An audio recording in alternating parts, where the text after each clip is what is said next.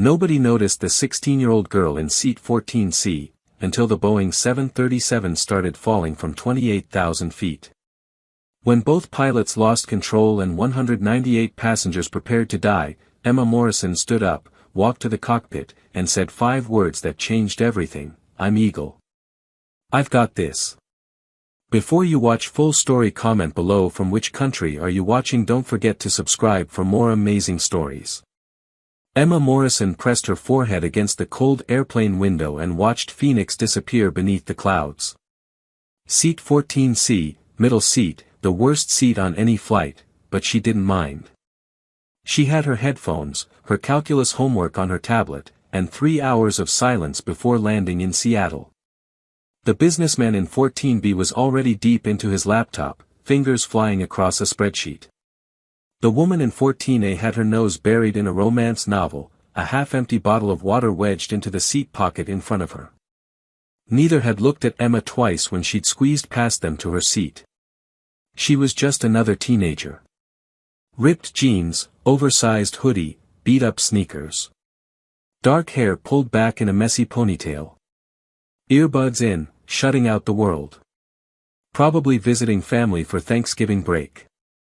Probably bored out of her mind. Nobody on Southwest Flight 2638 knew who Emma Morrison really was. Nobody knew that the faded Air Force hoodie she wore had belonged to her mother, Colonel Rachel Valkyrie Morrison, one of the most decorated F-16 fighter pilots in United States Air Force history. Nobody knew that her mother had flown 89 combat missions, earned the Distinguished Flying Cross, and trained dozens of pilots who went on to become squadron leaders and wing commanders. And absolutely nobody knew that from the time Emma was 8 years old until the day her mother died when Emma was 14, Colonel Morrison had secretly, methodically, and completely illegally trained her daughter to fly military aircraft. Emma shifted in her seat, trying to get comfortable, and pulled up her calculus assignment. Derivatives. Chain rule.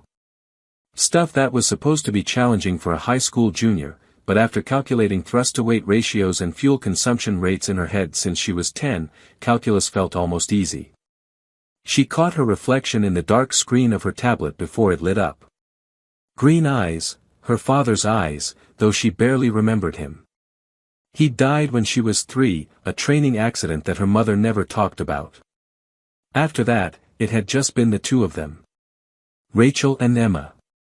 Valkyrie and her little shadow. The memory hit Emma like it always did, sudden, sharp, stealing her breath. "Mom, why are you teaching me all this?" She'd been 12, sitting in a flight simulator at 0500 hours on a military base where her mother had pulled strings to get them access. The sun wasn't even up yet, and Emma was running through her third emergency landing scenario of the morning. Rachel had leaned against the simulator housing, arms crossed, watching her daughter with those sharp pilot's eyes that missed nothing. "Because you're gifted, Em. Your spatial awareness, your reflexes, your ability to think 3 steps ahead, you're a natural pilot. Better than I was at your age. And talent like that shouldn't be wasted just because you're young." "But Mom, I can't even get my driver's license yet." Rachel had smiled then, that rare, genuine smile that made her look younger, less like a combat veteran and more like just a mom. Flying and driving are different. One requires maturity and judgment to navigate traffic and other idiots on the road. The other requires instinct and training. You have the instinct, baby. The best instinct I've ever seen. I'm giving you the training. When you're older, you'll understand why this matters. Emma blinked hard and focused on her calculus. No crying. Not on an airplane full of strangers. Not when she promised Grandpa Rob she'd moved on. She had moved on. 2 years since her mother's F-16 had been shot down over hostile territory during a combat rescue mission. 2 years since Colonel Rachel Morrison had died a hero, saving a downed pilot's life before her own aircraft was hit by anti-aircraft fire. 2 years since Emma's world had shattered into a million pieces. 2 years since she'd touched an aircraft's controls. After the funeral, full military honors, a flag-draped coffin, pilots from 3 different squadrons standing at attention. Emma had moved to Seattle to live with her grandfather, Brigadier General Robert Morrison, retired. Her mother's father, a Vietnam-era fighter pilot himself, though he walked with a limp now from an ejection injury that had ended his flying career 30 years ago. Grandpa Rob had known about Rachel's training program. He'd argued against it from the start. "She's a child, Rachel. This is dangerous and illegal. If anyone finds out, you'll lose your commission. And Emma could get hurt." But Rachel had been stubborn. "She's a prodigy, Dad. And I'd rather have her over-prepared than helpless. The world is dangerous. I fly combat missions. If something happens to me, I want to know that I gave her every tool she might need to survive, to excel, to be extraordinary." After Rachel died, Rob had made Emma promise, no more flying. "Your mother is gone.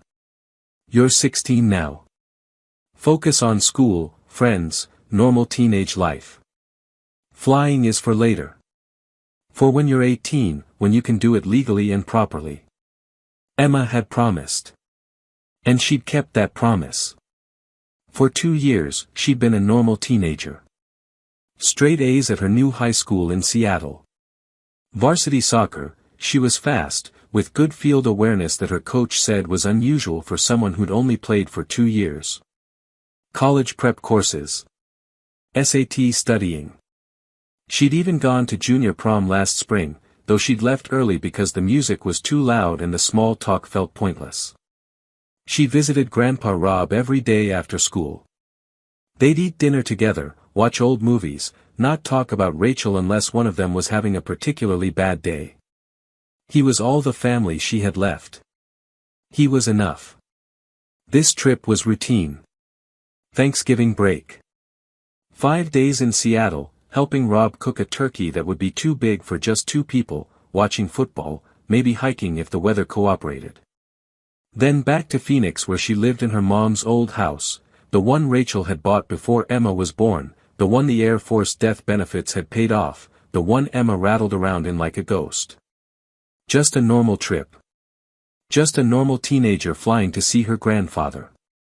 Emma turned up her music, something indie, melancholy, perfect for staring out airplane windows, and tried to focus on derivatives. She had no idea that in exactly 8 minutes, nothing would ever be normal again. The sound came first. A bang. Loud, violent, like someone had hit the bottom of the aircraft with a sledgehammer.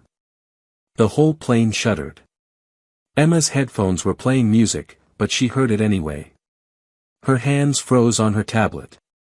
Every muscle in her body went rigid. That wasn't turbulence.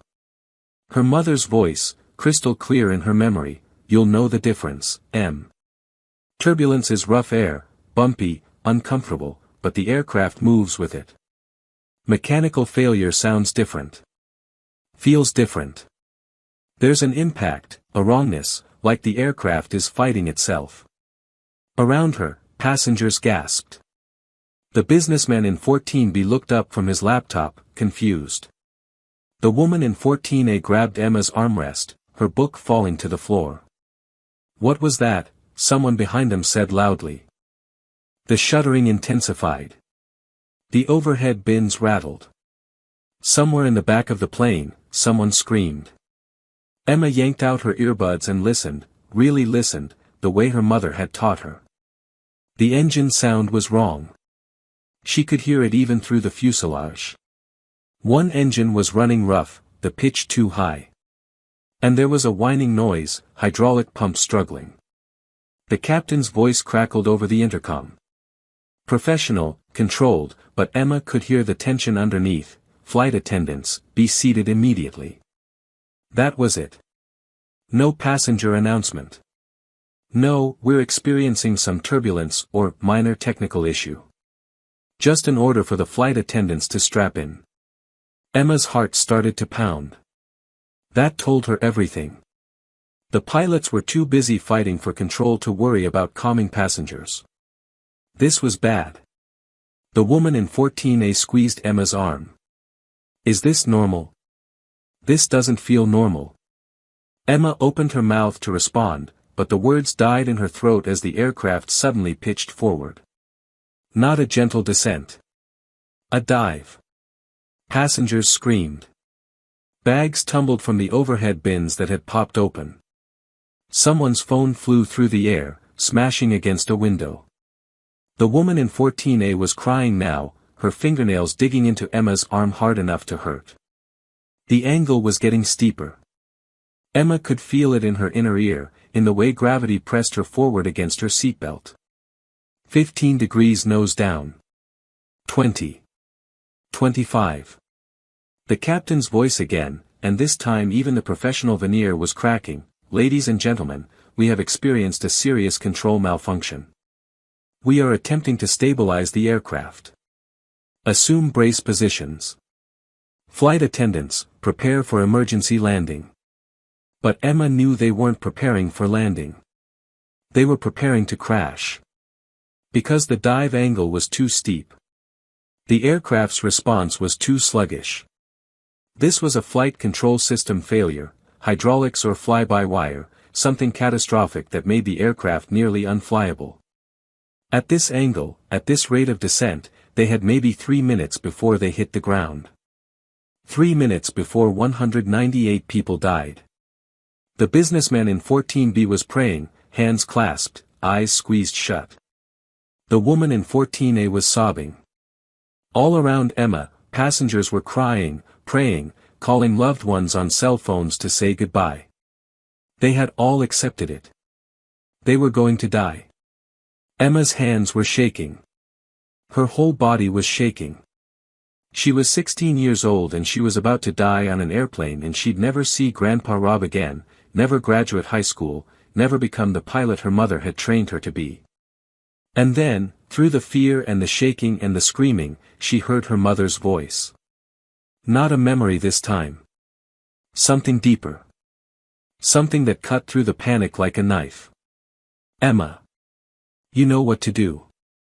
Emma unbuckled her seatbelt and stood up. Where are you going? The businessman shouted, grabbing at her arm. Sit down. We have to brace. I'm going to the cockpit, Emma said. Her voice sounded strange. Calm. Steady. Nothing like the terrified teenager she felt like inside. Are you insane? You can't, you're just a kid. But Emma was already moving. She used her soccer-trained balance to navigate the tilting aisle, grabbing seat backs to keep from falling as the aircraft's nose pitched down further. 30 degrees now. They were in a power dive. Altitude alarms had to be screaming in the cockpit. Around her, passengers stared at her like she'd lost her mind. A teenager walking toward the cockpit while everyone else prepared to die. Maybe she had lost her mind. But she couldn't just sit there and do nothing. She reached the front of the cabin where a flight attendant, young guy, maybe mid-20s, name tag reading Marcus, was strapped into the jump seat. His face was white, his hands gripping the armrests so hard his knuckles were bone white. I need to get into the cockpit, Emma said. Marcus stared at her like she was speaking a foreign language. What? No. Absolutely not. Get back to your seat. I'm a pilot. My mother was Colonel Rachel Morrison. She trained me. I can help. That's impossible. You're what, 16? 17. You can't be a pilot. The aircraft dropped again, a sickening lurch that made Emma's stomach flip. More screaming from the cabin. They were out of time. Emma grabbed Marcus by the shoulders and looked him dead in the eyes. I'm 16 years old. I have 1,200 simulator hours and 300 real flight hours. My mother was one of the best fighter pilots in the Air Force and she trained me from the time I was 8 because she saw that I had a gift. And if you don't let me into that cockpit right now, everyone on this plane dies. Including you. Including me. So make a choice. Something in her voice, the absolute certainty, the command that didn't belong to a teenage girl, made Marcus hesitate. The aircraft's nose angle hit 35 degrees. The altitude alarm was loud enough that Emma could hear it through the cockpit door. They were falling out of the sky. Marcus made his decision. He grabbed the intercom phone, his hand shaking so badly he almost dropped it. "Captain, there's a passenger who says she's a pilot. She claims her mother was Colonel Rachel Morrison. She wants to help." Silence. Just the screaming of wind and engines and terrified passengers. Then a voice, rough with desperation, "Send her in. We'll take anyone right now." Marcus practically threw himself out of his seat to unlock the cockpit door. Emma stepped through. Into chaos. The first thing Emma saw was Captain Williams pulling back on the yoke with both hands, muscles straining, sweat pouring down his face and soaking his uniform shirt. He looked like he was trying to bench press a car. The second thing she saw was First Officer Davis working the controls with frantic, jerky movements, his eyes darting between instruments and checklists and the windscreen that showed nothing but clouds and earth spinning closer. "Hydraulics are gone," Davis shouted. "Fly-by-wire is failing. We've got maybe 40% control authority." Emma's eyes went immediately to the instruments. 2 years since she'd been in a cockpit, but her mother's training was burned into her muscle memory. Altimeter, 24,000 feet and dropping fast. Vertical speed indicator, 4,500 feet per minute descent. Way too fast. Attitude indicator, 35 degrees nose down. Airspeed, climbing into the red zone. They were accelerating toward terminal velocity. Engine instruments, number 1 engine temperature climbing, stress from the dive angle forcing it to work too hard. Williams barely glanced at her. "Who the hell are you?" "Emma Morrison. My mother was Colonel Rachel Morrison, F-16 pilot, call sign Valkyrie. She trained me from age 8. I've logged over 1,500 hours total, simulators and real aircraft. I know emergency procedures. Tell me exactly what's happening." Williams looked at her like she'd grown a second head, but he was out of options. Both hydraulic systems failed after some kind of explosion in the tail section. "We've got partial flight control through the backup systems, but the aircraft won't respond properly. We can't pull out of the dive. We've tried everything." Emma stepped closer, her eyes scanning the panel. The Boeing 737 wasn't that different from the aircraft she'd trained in. Bigger, more complex, but the fundamentals were the same. Lift, drag, thrust, weight. Physics didn't change just because the aircraft was commercial. Altitude, 22,000 feet. They had maybe 2 minutes before they reached the point of no return. Her mother's voice, teaching her about hydraulic failures: "When you lose hydraulics, you lose finesse. The aircraft becomes heavy, unresponsive. You can't fight it with brute force, you need to use what you have left differently. Power, pitch, unconventional inputs. You need to think like a test pilot, not a line pilot." "Have you tried asymmetric thrust?" Emma asked. Williams and Davis both turned to look at her. "What?" Williams said. "Asymmetric thrust. Use engine power differential to help control pitch. Reduce power on engine 1, increase power on engine 2. It'll create an unbalanced thrust vector that can help pitch the nose up when your elevators aren't responding." Davis's eyes went wide. That's insane. That could make it worse. We could lose control entirely." "You've already lost control," Emma said. Her voice was steady, but her heart was hammering so hard she thought it might break through her ribs. "You're in an unrecoverable dive with failed hydraulics. Conventional procedures aren't working. You need unconventional procedures." "How do you know about asymmetric thrust?" Williams demanded. "That's not in any commercial aviation manual. It's a combat recovery technique. My mom taught me. She used it once when she lost hydraulics over Afghanistan. She brought her F-16 back on one engine and asymmetric thrust. It works when conventional controls fail. Altitude, 20,000 feet. William stared at Emma for one long second. She could see the calculation in his eyes. Trust this crazy teenager who claimed to be a pilot, or keep doing what wasn't working and die. Do it, he said to Davis. Adjust the throttles like she said. Davis's hands were shaking, but he obeyed. Emma leaned over his shoulder, watching the throttle levers. Reduce number 1 to 60%. Increase number 2 to 90. The engine sounds changed immediately. The aircraft shuddered, vibrating through the frame. The asymmetric thrust created an unbalanced force, trying to pull the left wing down. But the nose angle started to decrease. 35 degrees. 33. 31. It's working, Williams breathed. Oh my God, it's working. Now use elevator trim manually, Emma said. Her voice was faster now, more urgent. Small increments. Don't force it. The aircraft is fighting you. Let it find its own balance point. Williams reached for the trim wheel, adjusting it in tiny increments. The nose continued to rise. 29 degrees. 27. 25. Altitude, 18,000 feet. They were still descending, but the rate was slowing. The vertical speed indicator showed 3,000 feet per minute. Then 2,500. Then 2,000. You need to declare an emergency, Emma said. Get F-16 scrambled.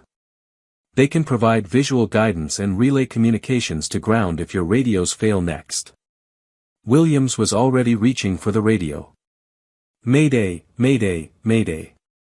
Southwest 2638, catastrophic flight control failure, attempting recovery with passenger assistance. He paused, looked at Emma. What's your call sign? Emma hesitated. She hadn't said it out loud in 2 years. Her mother had given it to her during a simulator session when Emma was 12. They'd been running emergency scenarios all morning, and Emma had just executed a perfect dead-stick landing after a simulated double-engine failure. Rachel had pulled off her headset and looked at her daughter with something like awe in her eyes. You see problems 3 steps ahead, just like an eagle sees prey from miles away. You don't react, you anticipate. From now on, you're Eagle. Emma had worn that call sign like armor. Eagle. Sharp-eyed. Swift. Deadly accurate. But when Rachel died, Emma had buried Eagle along with Valkyrie. No more flying. No more call signs. Just Emma Morrison, normal teenager. Except she wasn't in the cockpit of a dying aircraft as a normal teenager. She was here as Eagle. Eagle, she said quietly. My call sign is Eagle. Williams keyed the radio. Southwest 2638 declaring emergency. We have catastrophic flight control failure. We are attempting recovery with technical assistance from passenger call sign Eagle. Request immediate F-16 escort and emergency vectors to nearest suitable airport. Static. Silence. Then a stunned voice from air traffic control, Southwest 2638, did you say call sign Eagle? As in Eagle Morrison. Colonel Morrison's daughter. Before Emma could answer, a different voice cut in, military, sharp, professional, and shocked. Southwest 2638, this is Viper lead out of Portland Air National Guard. Confirm, is that Emma Morrison? Is that Valkyrie's daughter? Emma's hands were shaking now. She gripped the back of the first officer's seat to steady herself. Confirmed, Viper lead. This is Eagle. A pause. Then the military pilot's voice came back, rough with emotion, Eagle, Viper lead copies. Your mother trained half our squadron. We're scrambling now. Help is coming. What do you need? Emma closed her eyes for just a second. Her mother had trained these pilots. They knew Valkyrie. They knew what she could do. And now they were about to find out what Valkyrie's daughter could do. Viper Lead, I need you to contact Brigadier General Robert Morrison, retired. Tell him his granddaughter is flying. Tell him. Her voice cracked. Tell him Mom's training mattered. Eagle, will relay that message. Stand by. Altitude, 15,000 feet. The aircraft was mostly level now, though still descending. Williams and Davis were working the controls with Emma coaching every adjustment. Airspeed is still too high, Emma said. We need to deploy speed brakes, but carefully. If the hydraulics are compromised, they might deploy asymmetrically. Speed brakes armed, Davis said. Deploying slowly. The aircraft shuddered as the speed brakes extended. The airspeed started to decrease. 310 knots. 300, 290.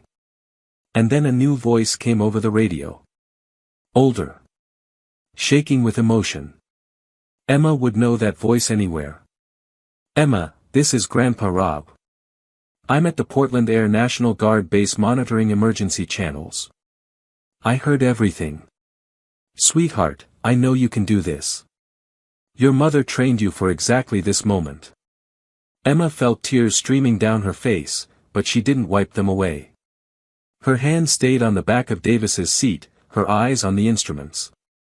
Grandpa, I'm scared, she whispered. I know, baby. But you're also the best natural pilot I've ever seen. Better than me. Better than your mom at your age. You've got this. Bring them home, Eagle. Show the world what Valkyrie's daughter can do. Williams looked at Emma, really looked at her for the first time. Saw the tears on her face, the terror in her eyes that she was trying so hard to hide. Saw the teenage girl trying to save 198 people. How old are you? He asked softly. 16, Emma whispered. I'm 16. Williams nodded slowly. Then he said, Eagle, I'm handing you the observer controls. Talk me through this. Every step. I'll do what you say. You're the pilot now. For the next 23 minutes, Emma Morrison guided the recovery of Southwest Flight 2638. She talked Williams and Davis through control inputs that her mother had drilled into her during hundreds of simulator sessions. Unconventional inputs that civilian pilots would never learn, combat techniques adapted for a crippled commercial aircraft. Reduce number 2 engine to 70%. Increase number 1 to 85.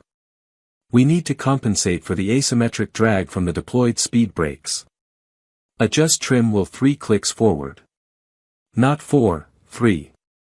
Let the aircraft tell you what it needs. Watch your altitude. We're descending through 12,000. We need to level off at 10. Calculate your descent rate, you need to start the flare now, not in 30 seconds. Williams followed every instruction without question. He'd been a commercial pilot for 18 years, had landed aircraft in thunderstorms and crosswinds and emergencies, but he'd never seen anything like this. This teenage girl was reading the aircraft like it was speaking to her. The F-16s arrived at 12,000 feet. Emma felt it before she saw them, the slight turbulence from their jet wash, the shadow that flickered across the windscreen. She looked up and there they were, 2 F-16 Fighting Falcons sliding into formation on either side of the crippled Boeing 737. Eagle, this is Viper Lead. We have visual. You're holding 12,000 feet, wings mostly level, slight right bank. You're doing incredible work. Emma's voice was hoarse from talking non-stop for 20 minutes. Thanks, Viper Lead. We need vectors to nearest suitable airport with longest runway and full emergency response capability. Portland International. 42 miles ahead, bearing 350. Runway 10L, 11,000 feet. We're clearing all traffic. You'll have the whole airport. 42 miles. Maybe 15 minutes at their current speed. Emma did the math in her head, fuel remaining, descent rate, approach angle, landing configuration. Her mother had drilled emergency landing calculations into her until she could do them faster than a computer. Viper lead, we're going to need a long final approach. Our control authority is limited. I can't guarantee we can make any turns sharper than 5 degrees per minute. Understood, Eagle. We're coordinating with Portland approach. They're giving you a 30-mile straight-in approach. No turns, no complications. Just point it at the runway and bring it down. The pilot in the left F-16, Viper lead, moved closer. Emma could see him through the canopy. He raised one hand, gave her a thumbs up. She raised her hand back. Tried to smile. Couldn't quite manage it. Eagle, Viper 2 here. I flew with your mom in Afghanistan. She saved my life once when I took ground fire and lost half my tail. She talked me through a landing I had no business surviving.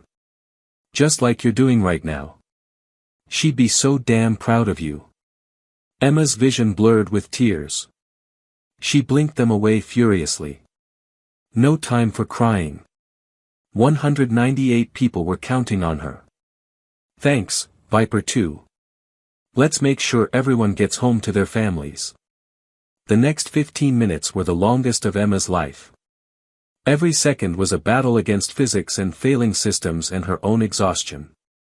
Her legs ached from standing. Her voice was going raw. Her hands shook with adrenaline. But she kept talking, kept calculating, kept reading the instruments and coaching Williams through inputs that felt wrong but worked. At 5,000 feet, Williams said, we need to configure for landing. Flaps and landing gear. Emma shook her head. Not yet. The hydraulics are too compromised. If we deploy the landing gear and it doesn't lock properly, we lose what little control we have left. Wait until 3,000 feet. One chance to get it right. At 3,000 feet, she gave the order. Deploy landing gear now. The mechanical rumble shook the aircraft as the gear extended. Green lights appeared on the panel. All 3 gear down and locked. Flaps to 5 degrees, Emma said. Not 15. Not 30. 5. We don't have the control authority to handle the pitch change from full flaps. The aircraft shuddered as the flaps extended. The nose wanted to pitch up. Williams compensated with forward pressure and trim adjustment, exactly as Emma had taught him. At 2,000 feet, Portland International appeared ahead, a sprawling expanse of runways and taxiways and emergency vehicles. Emma could see fire trucks lining runway 10L, foam trucks standing by, ambulances arranged in rows. Preparing for a crash. Viper lead, we're on final approach, Emma said. Thank you for the escort. You guys should peel off before we land. If this goes bad, I don't want you in the debris field. Negative, Eagle. We're staying with you all the way down. That's what wingmen do. At 1,000 feet, Viper lead transmitted one more time, Eagle, your mother would be so proud. We all are. Now bring it home. At 500 feet, Emma's voice was steady despite the fear threatening to choke her. Speed is good. 140 knots. Descent rate is high but manageable. Don't try to force a smooth landing. Flare at 50 feet. Firm touchdown is better than trying to grease it. Just get it on the ground in one piece. At 100 feet, Williams said, I've got it from here, Eagle. Thank you. At 50 feet, he pulled back on the yoke, flaring for landing. The Boeing 737 hit the runway hard. Too hard. Way too hard. Tires blew instantly, rubber shredding. Sparks flew from the rim of the landing gear scraping on concrete. The aircraft bounced, came down again, stayed down. The nose gear collapsed. The plane's nose hit the runway with a screech of metal on concrete. More sparks, an explosion of debris. But Williams kept it straight. Kept it on the runway centerline. Let the friction and the emergency braking system slow them down. They were skidding, sliding, disintegrating, but decelerating. 60 knots. 40 knots. 20 knots. The aircraft came to rest 7,000 feet down the runway, tail slightly turned, one engine nacelle torn completely off, nose crushed, but on the ground. Stopped. For 3 seconds, nobody in the cockpit moved. Then Davis started laughing. Hysterical, relieved, disbelieving laughter. "We're alive. Oh my God, we're alive." Williams was crying, his hands still gripping the yoke even though they'd stopped moving. And Emma collapsed. Her legs gave out and she sat down hard on the cockpit floor, her whole body shaking so badly she couldn't stand. Williams unbuckled, dropped to his knees beside her, and pulled her into a fierce hug. "You saved us. You saved all of us. How old did you say you were?" Emma's voice was barely a whisper. 16. "I'm 16. Through the cockpit windows, she could see emergency vehicles surrounding the aircraft. Fire trucks spraying foam. Paramedics rushing toward the emergency exits. And 2 F-16s doing a victory roll overhead before climbing back toward Portland Air National Guard Base. Davis was already opening the cockpit door, shouting to the flight attendants, "Everyone off. Emergency evacuation. Move, move, move." Williams helped Emma to her feet. "Can you walk?" She nodded, though she wasn't sure it was true. They stumbled out of the cockpit together. The cabin was chaos, passengers crying, hugging each other, trying to get to the emergency exits. Marcus the flight attendant saw Emma and pointed at her, shouting to passengers, "That's her. That girl saved us." People turned. Stared. Some started clapping. Emma couldn't process it.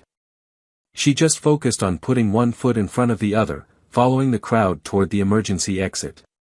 When she stepped out onto the wing and then down the emergency slide, her legs finally gave out completely. She collapsed onto the tarmac, gasping for air, her whole body shaking. Paramedics surrounded her immediately. "Are you injured? Can you breathe? What's your name?" "Emma," she managed.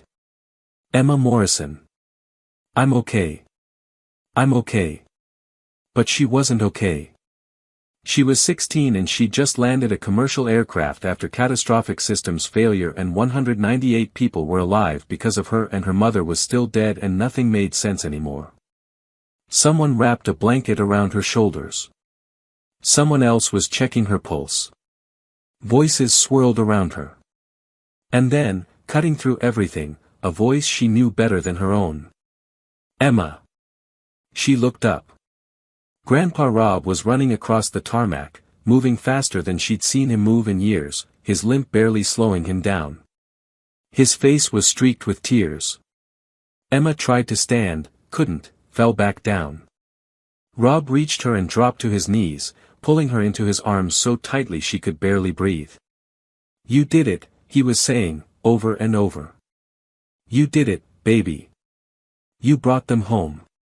Your mother, oh God, Rachel would be so proud. So proud." Emma buried her face in her grandfather's shoulder and finally let herself cry. Within 6 hours, Emma Morrison's face was on every news channel in the world. The video footage came from everywhere, passengers' cell phones, news helicopters that had scrambled when they heard about the emergency, security cameras at Portland International. Grainy footage of a teenage girl in an oversized hoodie walking into the cockpit. Clear shots of F-16s escorting a crippled aircraft. Dramatic images of the hard landing, sparks flying, the aircraft skidding to a stop. And then, the passenger interviews. The businessman from 14B, whose name turned out to be Michael Chen, spoke to reporters with tears in his eyes. She stood up when everyone else was praying. Just a kid in jeans and sneakers, and she walked to that cockpit like she knew exactly what she was doing. "She saved my life. She saved all our lives." The woman from 14A, Patricia Rodriguez, a mother of 3, I was holding her arm, crying, thinking we were all going to die. And she looked at me and said, "I'm going to the cockpit." I thought she was crazy. But she was the sanest person on that plane. Captain Williams gave a statement from his hospital bed. He was being treated for exhaustion and a minor concussion from the hard landing. "In my 18 years as a commercial pilot, I have never seen anything like what that young woman did. She knew procedures I've never heard of. She read that aircraft like she'd been flying 737s her whole life. Without her, we would have hit the ground at 400 knots. Everyone would have died." Emma Morrison is the reason 198 people are going home to their families tonight. The headlines wrote themselves. Miracle at 28,000 feet, teen pilot saves 198 lives. 16-year-old girl lands crippled aircraft. Daughter of legendary fighter pilot uses secret training to prevent disaster. Call sign Eagle, teenage pilot's impossible rescue. And then, as reporters dug deeper, the story got more complicated. Teen hero flew 1,500 hours, all before legal driving age. Dead pilot secret, trained daughter from age 8. Child endangerment or life-saving gift. The controversy behind the miracle. Air Force investigates illegal training program. The debate exploded across social media, news networks, talk radio. Everyone had an opinion about Colonel Rachel Morrison and what she'd done. She endangered her child. She broke federal regulations. She put her daughter at risk just to live out some fantasy of creating a mini-me pilot. She saved 198 lives. If she hadn't trained Emma, those people would be dead. Who cares about regulations when the result is heroism? A 16-year-old should not know how to fly military aircraft. This is child abuse disguised as education. Emma Morrison is the most skilled pilot anyone has ever seen at that age. Her mother recognized genius and nurtured it. That's good parenting. The debate raged. Emma watched it all from a hospital room where doctors were keeping her overnight for observation. She was physically fine, but they were worried about shock and emotional trauma. Grandpa Rob sat beside her bed, his hand wrapped around hers, watching the news coverage with an expression Emma couldn't quite read. "They're going to investigate Rachel," he said quietly. "The Air Force. The FAA. They have to. She broke so many rules." "I know," Emma said. Her voice was hollow. She felt disconnected from her own body, like she was watching all of this happen to someone else. "Are they going to arrest me? Or take away my pilot's license?" "You don't have a pilot's license, sweetheart. You're not old enough." Rob squeezed her hand. "But no, they're not going to arrest you. You didn't break any laws. You were a passenger who provided emergency assistance. Technically, you never touched the controls. I told them what to do. I coached every input. You provided expert advice during a crisis. That's not the same as acting as pilot in command." Rob's voice was fierce. "And even if they wanted to prosecute, no jury in the world would convict the girl who saved 198 lives. You're a hero, Emma." "I don't feel like a hero. I feel like I'm going to throw up." A knock on the door interrupted them. A woman in an Air Force uniform entered, a colonel, older, with sharp eyes and an unreadable expression. "Emma Morrison. I'm Colonel Sarah Chen, Air Force Judge Advocate General's office. I need to ask you some questions about your mother's training program." Emma's stomach dropped. "Am I in trouble?" "No. But we need to understand what happened. How extensive your mother's training was, what regulations were violated, whether other personnel were involved." Colonel Chen pulled up a chair, her expression softening slightly. "I know this is difficult. You just went through something traumatic. But I need you to tell me everything." So Emma told her. Everything. The simulator sessions that started when she was 8.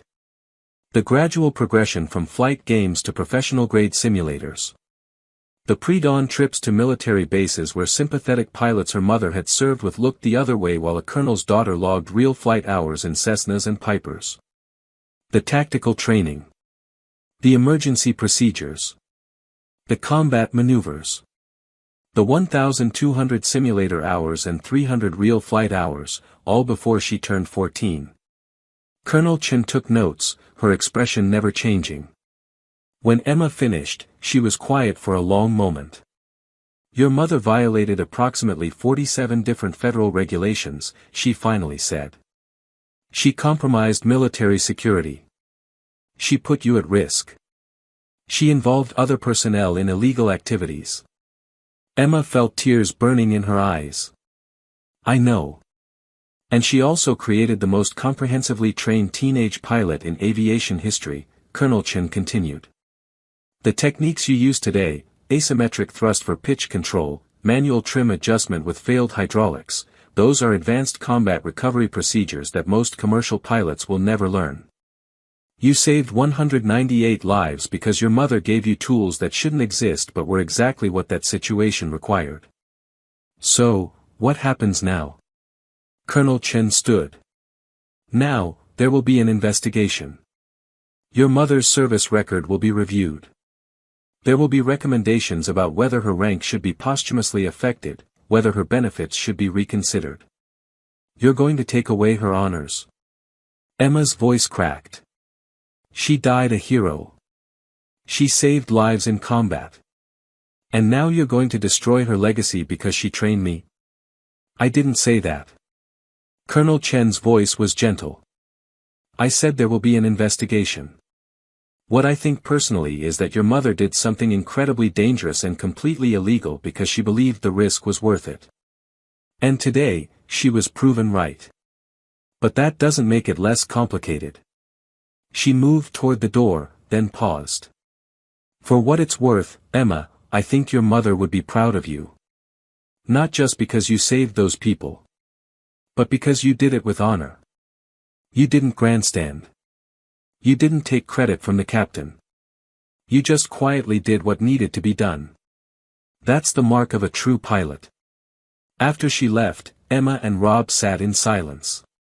What do you think Mom would say? Emma finally asked. About all of this? Rob was quiet for a long time. Then, I think she'd say that she knew this might happen. That she knew someday her training of you might come to light. And that she decided you were worth the risk. That you were worth everything. Was she right? You saved 198 lives today, Emma. What do you think? The press conference was scheduled for 2 days later. Emma didn't want to do it. She wanted to disappear, to go back to being a normal teenager, to pretend none of this had ever happened. But Grandpa Rob was gentle and firm. They're going to tell your story with or without you, sweetheart. Don't you want it to be the truth? So she agreed. The conference was held at Portland Air National Guard Base, in a room packed with reporters, cameras, and military personnel. Emma sat at a table between Grandpa Rob and General Marcus Chen, the commander of the Portland Air National Guard. She dressed carefully, black pants, a simple blue blouse, her hair pulled back neatly. She looked older than 16. More serious. But her hands shook as she reached for the water glass in front of her. General Chen spoke first, giving the official account of the emergency. The mechanical failure. The deployment of F-16s. The successful landing with assistance from a remarkably skilled passenger. Then it was Emma's turn. She looked out at the sea of cameras and faces and felt her throat close up. A reporter in the front row raised her hand. Emma, how do you respond to people who say your mother was irresponsible for training you? Emma's hands clenched in her lap. She forced herself to breathe, to think, to find the words. My mother saw that I had a gift, she said. Her voice was quiet but steady. Spatial awareness. Reflexes. Instinct. Things you can't teach, you either have them or you don't. But she also knew that talent without training is useless. So she trained me. Yes, it was against regulations. Yes, it was dangerous. But would you rather those 198 people died because my mom followed rules? Or are you glad they're alive because she believed I could learn? Another reporter, do you think you should have been put in that position at age 16? I didn't choose to be put in that position, Emma said, her voice stronger now. A mechanical failure put me in that position. But my mother's training meant that when it happened, I wasn't helpless. I could help. And because I could help, people lived. But you were too young to have that knowledge. Emma felt anger flare, hot and sudden. Too young compared to what? I had more flight hours at 14 than most newly licensed pilots have at 18. I had more emergency training than most commercial pilots get in their entire careers. My mother didn't train me because she wanted me to be a child soldier. She trained me because I had the ability to learn, and she refused to waste it just because I was young. The room was silent. Another reporter, older, his voice gentle, Emma, what do you want people to know about your mother? Emma felt tears burning, but she didn't look away from the cameras. I want people to know that my mother was the best pilot who ever lived. And the best teacher. She taught me that age and gender don't define capability, training does, skill does, courage does. I'm 16 years old and female. Today, I helped save a commercial aircraft with 198 people on board. And I did it because my mother believed in me when nobody else would have. Her voice was shaking now, but she kept going. Call sign Eagle didn't die when Valkyrie died 2 years ago. It just waited. And when 198 people needed Eagle, I was ready. Because my mom prepared me for a moment I prayed would never come. But when it did come, her love and her training were enough. Emma paused, looked directly into the camera. My mother broke rules to train me. She risked her career. She risked everything. And people will debate forever whether she was right or wrong. But I know this, because of her, I was able to help save 198 lives. Because of her, 198 people went home to their families. Because of her, I knew what to do when the sky was falling. Her voice dropped to almost a whisper. Was she right to train me? Ask the 198 people who are alive today because she did. The room erupted in applause.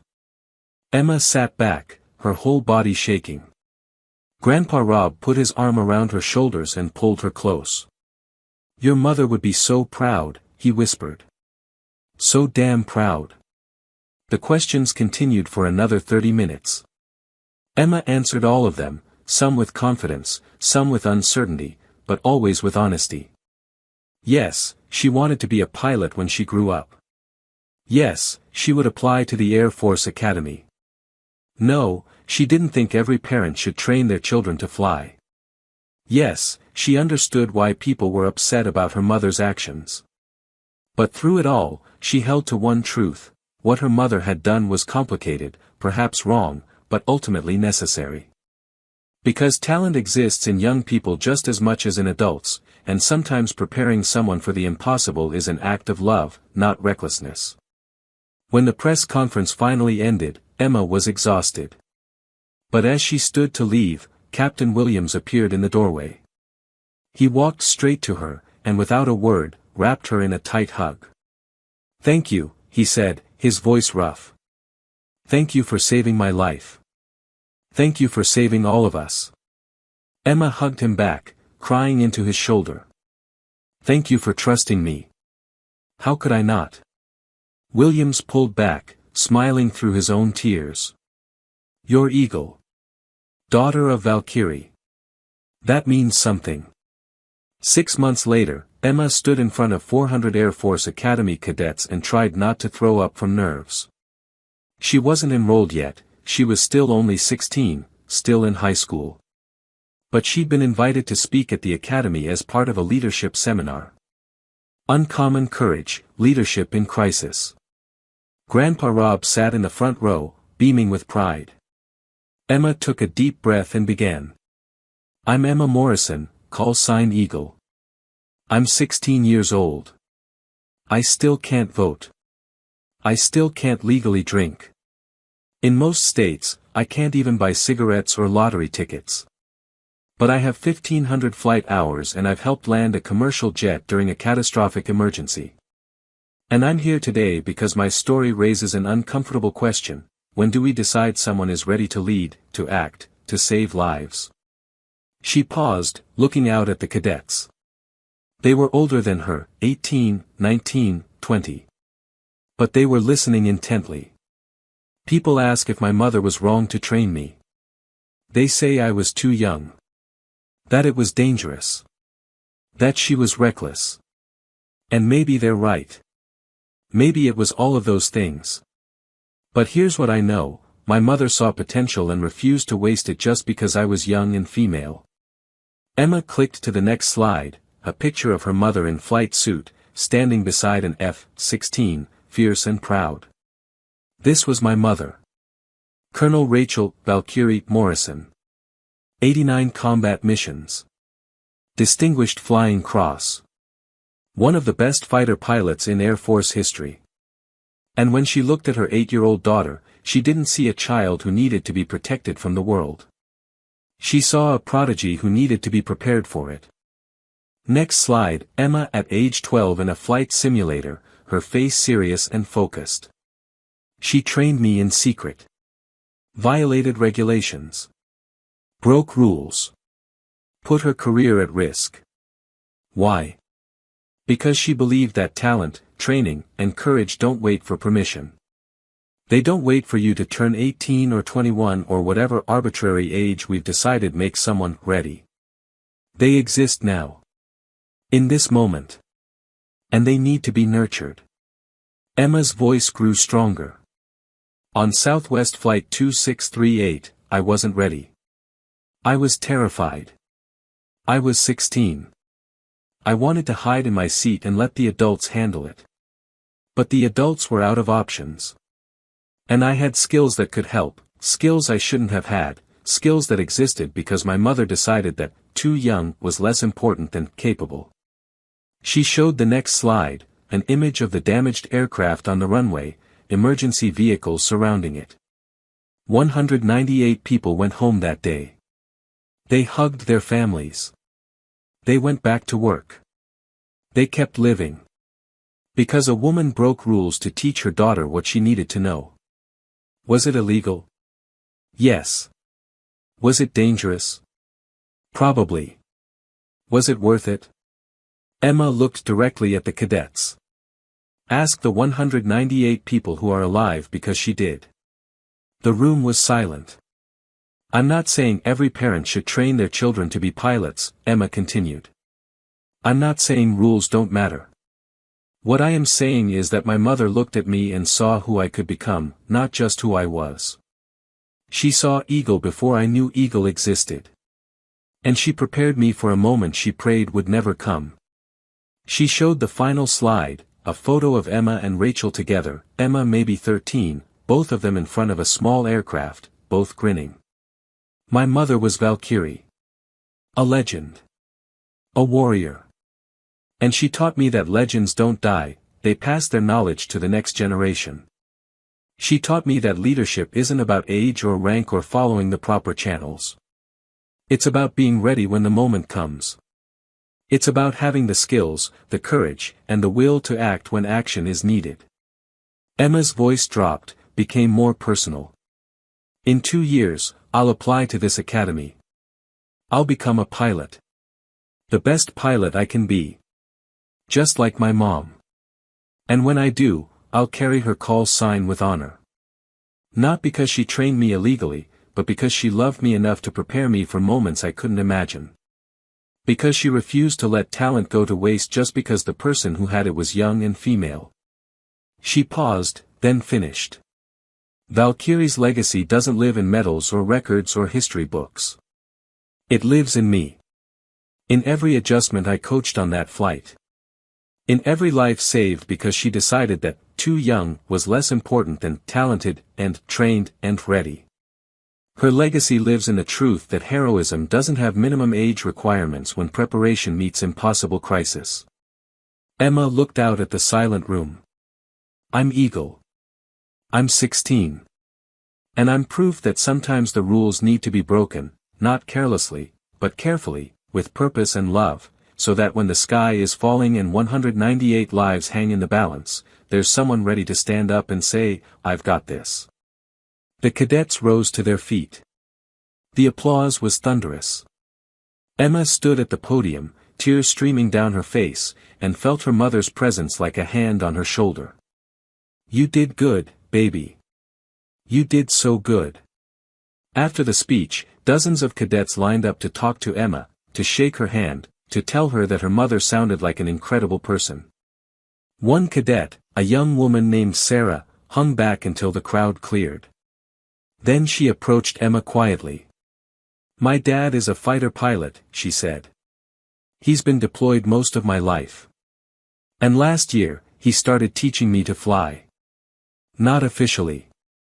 Just, taking me up in his plane, showing me things. I'm 17. I have maybe 50 hours. She looked at Emma with desperate hope. Did I hear you right?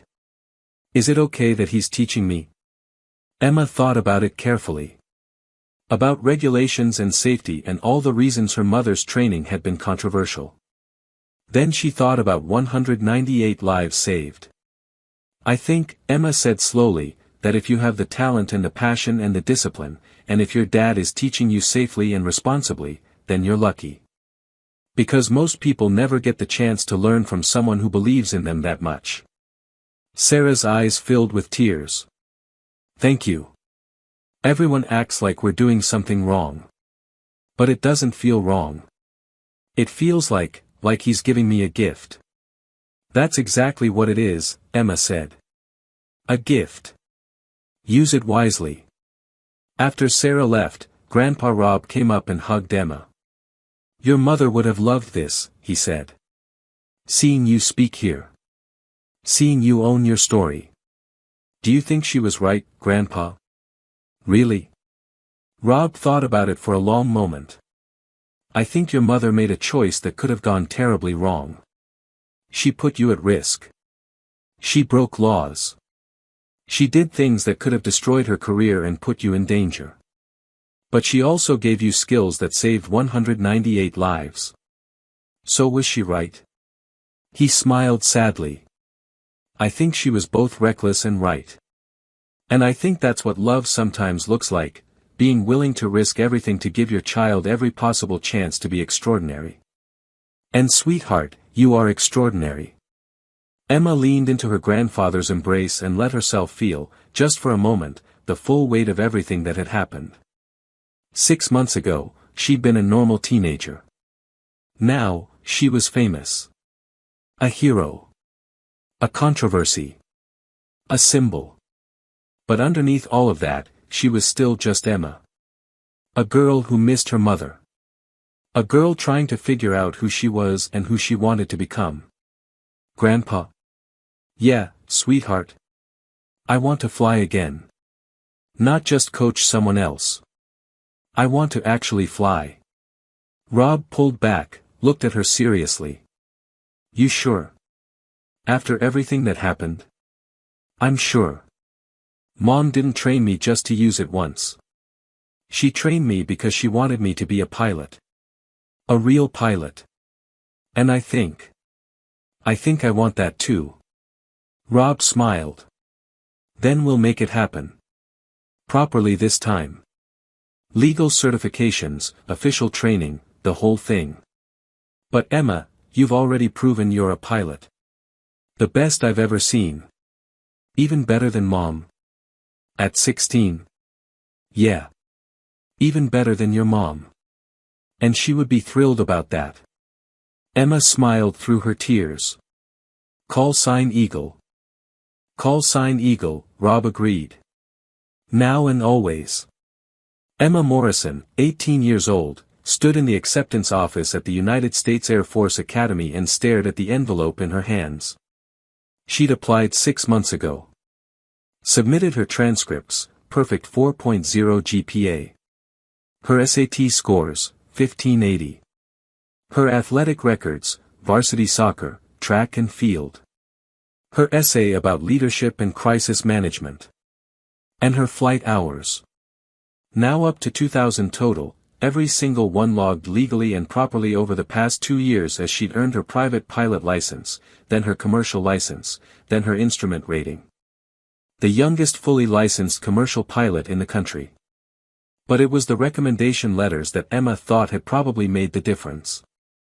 One from Captain Williams: Emma Morrison saved my life and the lives of 197 other people. She has demonstrated leadership, skill, and courage beyond anything I have seen in my 18 years as a pilot. The Air Force would be lucky to have her. One from General Marcus Chen: I have observed Emma Morrison's growth over the past 2 years. She is mature, disciplined, and possesses natural piloting ability that cannot be taught. She will be an outstanding officer and pilot. And one from Brigadier General Robert Morrison, her grandfather: my granddaughter is the best pilot I have ever known. She is also honorable, compassionate, and committed to service. Her mother would be proud. I am proud. The Air Force will be proud. Now, holding the envelope, Emma's hands were shaking. Grandpa Rob stood beside her. Open it, sweetheart. Emma tore open the envelope and unfolded the letter. Dear Ms. Morrison. On behalf of the United States Air Force Academy, I am pleased to inform you that you have been selected for admission to the class of 2028. She didn't read the rest. She just turned to her grandfather and whispered, I got in. Rob pulled her into a fierce hug, both of them crying. Your mother would be so proud, he said. So incredibly proud. Emma looked down at the acceptance letter through her tears. At the bottom, someone had written a handwritten note. Welcome to the Academy, Emma Eagle Morrison. Your mother's legacy lives on in you. We can't wait to see you fly. 4 years later, Emma would graduate top of her class. She would earn her wings. She would be assigned to an F-16 squadron, the same squadron her mother had once commanded. And on her first solo flight as a fully qualified fighter pilot, she would take her F-16 up to 30,000 feet, level off, and speak into the radio. Tower, this is Eagle. Valkyrie's daughter. I've got the sky. And from the ground, her grandfather would listen and smile, knowing that Rachel Morrison's gift to her daughter, the dangerous, illegal, absolutely necessary gift of training and belief and preparation, had become exactly what Rachel had always intended it to be. Not a burden. Not a controversy. But a legacy of courage that proved talent, training, and love can save lives at any age, when you're brave enough to believe that some daughters are born to fly, and some mothers are wise enough to give them wings.